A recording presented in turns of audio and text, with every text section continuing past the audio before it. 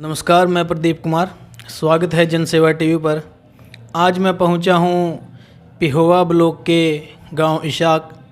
हमारे साथ हैं श्री रामकरण जी, जो सरपंच पद के उम्मीदवार और ये बहुत अच्छे समाज सेवक और शिक्षा के क्षेत्र में बहुत ही ज़्यादा रुचि रखने वाले। तो आइए इनसे बात करते हैं। सबसे पहले मैं जनसेवा टीवी की ओर से इन्हें हाथ जोड़कर प्रणाम करता हूं। नमस्कार सर। सर ऐसे ही मैं रखता हूँ। नमस्कार प्रदीप जी। सर सबसे पहला जो हमारा सवाल होगा वो ये होगा कि इस बार आपके मन में कैसे आया कि आपको ग्राम पंचायत का चुनाव लड़ना चाहिए? सर मैं काफ़ी टाइम से समाज सेवा से जुड़ा हुआ हूँ जी और सबसे मेरा जो पहला प्रयास है वो एजुकेशन का है, शिक्षा का। जी उसमें मैं एक एनजीओ के ज़रिए पहले भी काम करता आया हूँ 20-30 साल से। जी मेरा प्रथम लक्ष्य यही है कि हर गरीब बच्चे को शिक्षा से कैसे जोड़ा जाए, जी उसे किसी चीज़ की दिक्कत, किताब, कॉपी, पेन, वो कैसे उच्च स्तर की शिक्षा तक उसको ले जाया जाए। क्योंकि शिक्षा के बिना देश, प्रदेश, गांव का विकास की बात करना एक बेईमानी सी लगती है। जी मुझे बहुत अच्छा लगता है एजुकेशन के काम क्षेत्र में काम करना, और मैं इस पर ज़्यादा से ज़्यादा इसी विषय पर ही अपना ध्यान केंद्रित रखता हूँ। दूसरा, मेरे गांव में नशे का प्रचलन दिन पे दिन इतना बढ़ता जा रहा है जी कि जिससे युवाओं का एक कैरियर, एक ज़िंदगी बर्बादी की तरफ जा रही है। मैं कोशिश करूंगा इस गांव को नशा मुक्त बनाने के लिए जी जी युवाओं की एक टीम, एक समिति बनाकर उसके ज़रिए मैं नशे पे भी पिछले 2-3 साल से काम कर रहा हूँ, और गांव से काफ़ी सहयोग, समर्थन मुझे हासिल है। जी जी देखिए, हर चीज़ चुनाव के समय हर उम्मीदवार कुछ ना कुछ अपने पक्ष में वोटर को रिझाने के लिए मिठाई, अलग अलग तरीके से शराब वगैरह बांटते हैं। मैं नशे से बिल्कुल दूर रहकर एक ऐसी साफ़ सुथरी मुहिम के साथ चुनाव में उतरा हूँ कि जिससे नशे का तो नाम भी नहीं आएगा। मैं नशा बांटने, नशा परोसने, नशा करने के बेहद खिलाफ हूँ। मैं नहीं चाहता मेरे देश का भविष्य नशे की ओर जाए।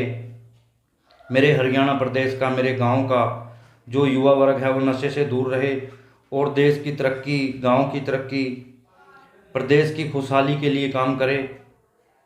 इन्हीं बातों के साथ मैं प्रदीप जी आपका बहुत बहुत धन्यवाद करता हूँ, आप पहुँचे यहाँ। थैंक यू, धन्यवाद।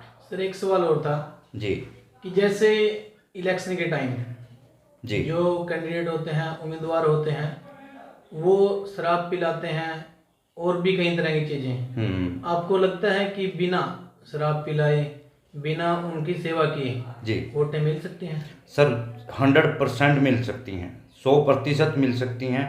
क्योंकि आज की जो यंग ब्लड है, युवा पीढ़ी है, जी उसमें ज़रूरी नहीं कि सभी नशा करते हैं। उसमें समझदार बच्चों की एक टीम बनाकर आप काम करिए।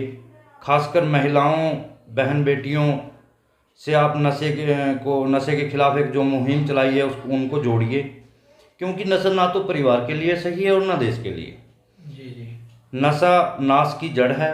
जी मैं अपने जितने भी एनजीओ या सामाजिक संस्थाएं हैं, मैं उनसे मिलकर खासकर यही कोशिश करता रहता हूं कि नशे से कैसे बचा जाए।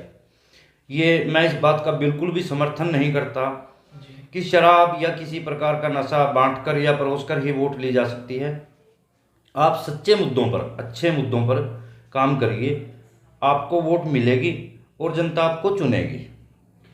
सर वैसे गांव में, जो आपका गांव है इशाक, जी यहाँ पर कौन कौन सी गंभीर समस्याएं हैं? सर, मेन समस्या सबसे बड़ी है कि यहाँ मेरे क्षेत्र में 10+2 का कोई स्कूल नहीं है। जी मेरे गांव में 3 स्कूल हैं, लेकिन वो मैट्रिक तक, 10वीं तक के हैं। जी जी सबसे मेरा पहला प्रयास रहेगा, क्योंकि मैं एजुकेशन पे ही काम करता हूँ, जी +2 के लिए अपनी बच्चियों और बच्चों के लिए +2 के लिए स्कूल को अपग्रेड करवाऊँ। उसके लिए ज़मीन अवेलेबल है, जो औपचारिकताएं होती हैं, मेरा स्कूल सारी औपचारिकताएं पूरी करता है। दूसरा, मेरे गांव में काफ़ी बड़ा गांव है, आबादी काफ़ी है।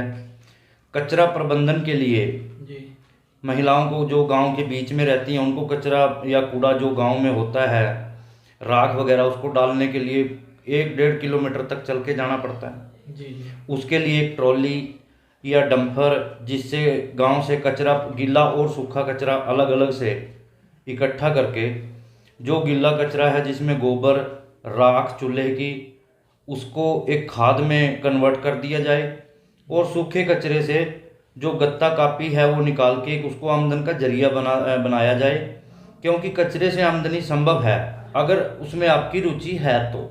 जी तीसरी मेरे गांव की समस्या है नशे की। पिछले 2-3 सालों से गांव, पहले ठेका नहीं था, बहुत बढ़िया गांव में माहौल था।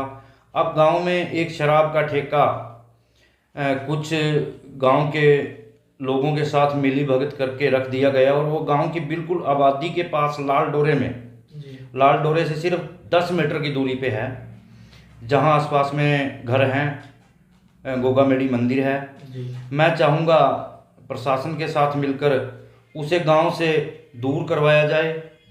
जो नियम के तहत आता है कि आप आबादी से कम 500 या 1000 मीटर की दूरी पर रख सकते हैं।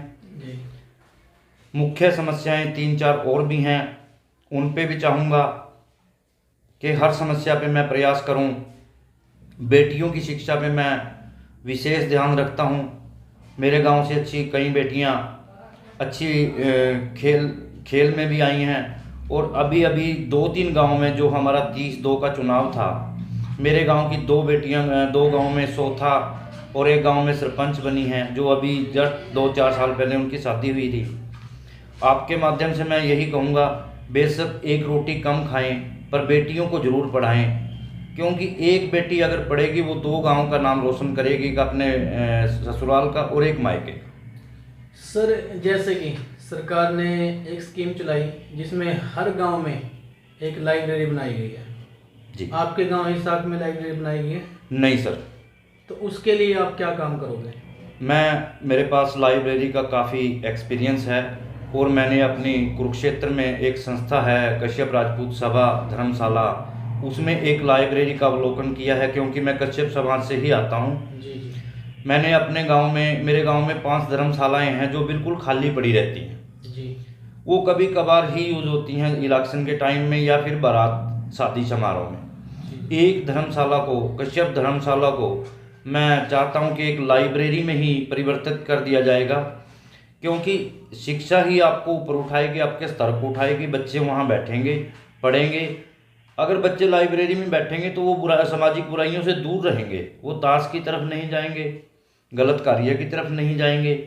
तो लाइब्रेरी भी मेरे एक लक्ष्य में है, और मैं कोशिश करूँगा कश्यप राजपूत धर्मशाला को लाइब्रेरी में परिवर्तित कर दिया जाए।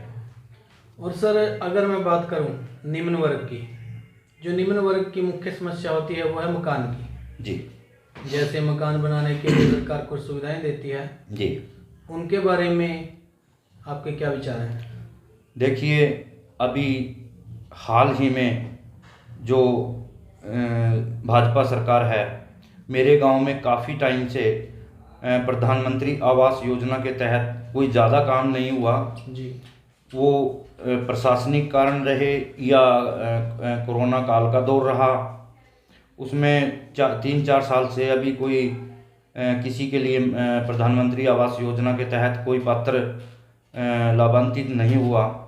मैं इसमें ख़ास चीज़ पे आपसे कहना चाहूँगा कि मेरे गांव में काफ़ी SC ST और OBC वर्ग में कुछ विधवा महिलाएं हैं, कुछ बहुत ही गरीब परिवार हैं जिनके मकान बिल्कुल ही खस्ता हालत में हैं, और उनके पास ज़मीनें भी अवेलेबल नहीं हैं, या उनके पास ज़मीन कम है।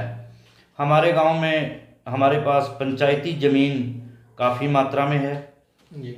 मैं चाहूँगा, अगर परमपिता परमात्मा और जनता जनार्दन के सहयोग से मुझे मौका मिला, मैं प्रशासन के साथ मिलके उनको 100 गज के प्लाट पंचायती भूमि से दिलवाकर प्रधानमंत्री आवास योजना के तहत कोशिश करूंगा जितने भी BPL परिवार या पात्र परिवार हैं जो बिल्कुल लायक हैं, उनको हर आदमी को मकान मिले, पक्का मकान मिले, छत मिले, शौचालय मिले, ये मेरी प्राथमिकता रहेगी। धन्यवाद सर। तो ये थे हमारे साथ रामकरण कश्यप, जो पिहोवा ब्लॉक के गांव इशाक से सरपंच पद के उम्मीदवार, जिनका चुनाव चिन्ह नारियल का पेड़। तो इसी के साथ धन्यवाद। जय हिंद, जय भारत।